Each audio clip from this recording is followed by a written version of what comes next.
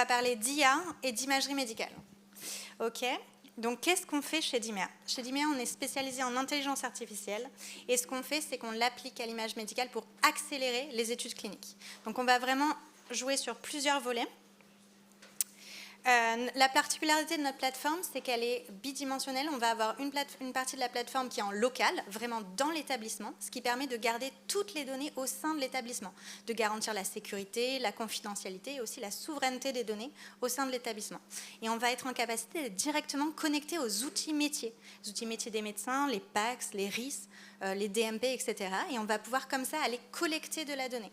On la collecte et on a toute une bibliothèque d'algorithmes de contrôle qualité qui vont contrôler la qualité de l'image, la caractériser, savoir si on est sur la bonne modalité, la bonne partie du corps, s'il y a des éléments de caractériser. Et comme ça, on s'assure qu'en fait, quand on va faire de la recherche en interne dans l'établissement, dans son établissement ou en partenariat avec plusieurs établissements, pour une promotion externe, on a des données qui sont de qualité, qui sont qualifiées et on a vraiment ce qu'on a demandé. Et ce qui nous permet de... Vraiment, ce qu'on va faire aujourd'hui, c'est qu'on va digitaliser tout le process qui est autour de l'imagerie médicale. On va pouvoir, avec cette plateforme, vraiment explorer les données qui sont au sein de l'établissement, se poser des questions. Est-ce que j'ai une cohorte de patients qui correspond à cette pathologie, qui ont ce type d'examen, avec vraiment aller finement au sein de l'image ? On va pouvoir recueillir cette donnée dans un espace sécurisé, faire toute l'assurance qualité et avoir des outils qui vont nous permettre de pré-annoter les images. Donc nous, on a mis à disposition un viewer, donc ça permet de visualiser l'image concrètement comme dans votre PACS Viewer de manière classique.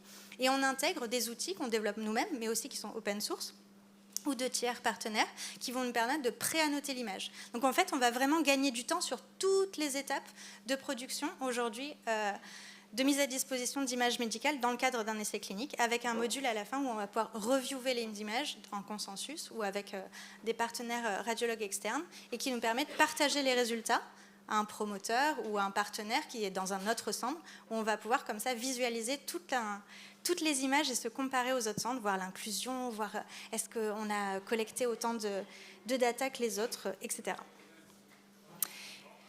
Donc, on permet de faire 6 grosses features dans la plateforme. C'est vraiment explorer ces datas en interne, vraiment se poser des questions constituées de cohortes, de manière sécurisée. Donc, on a des rôles utilisateurs. Chaque utilisateur au sein du centre ou à l'extérieur peut voir des données soit identifiantes, soit pseudonymisées.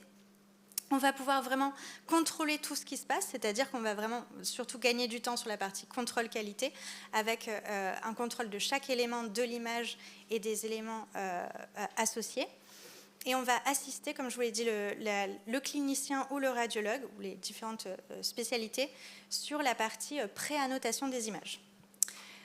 Pour un certain nombre d'établissements avec qui on travaille, donc on travaille à la fois avec des gros CHU, avec des CH, avec des cliniques privées, avec des réseaux de radiologie, donc sur le territoire en France, en Allemagne, en Belgique et en Italie.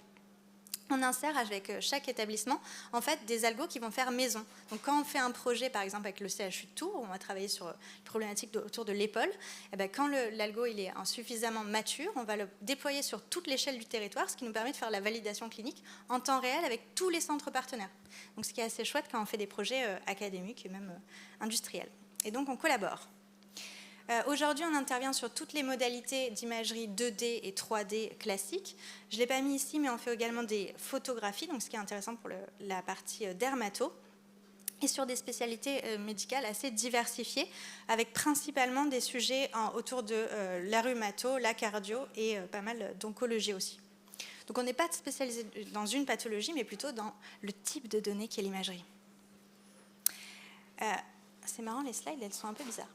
Donc ce qu'on fait aujourd'hui, c'est vraiment ce qu'on pourrait appeler de la recherche fédérée, mais donc on ne va pas faire tourner les modèles dans les différents établissements, on va avoir les données qui sont compartimentées dans chaque établissement, et ce qu'on va pouvoir avoir une collaboration entre les établissements sur la partie des résultats. On voit en direct, en temps réel, ce qui se passe dans son centre et dans tous les centres partenaires. Voilà, je ne crois pas que j'ai d'autres slides. Voilà, donc j'ai été courte, j'espère que vous avez des questions et j'espère qu'il y a plein de speakers anglais qui vont venir me poser des questions à la fin. Est-ce que vous avez des questions ?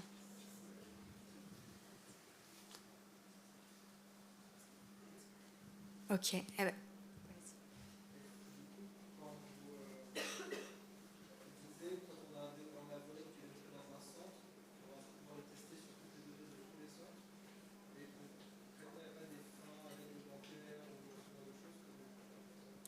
Donc, quand on travaille sur la validation d'un algorithme qu'on a fait en partenariat dans la plateforme, on va être que sur des données rétrospectives.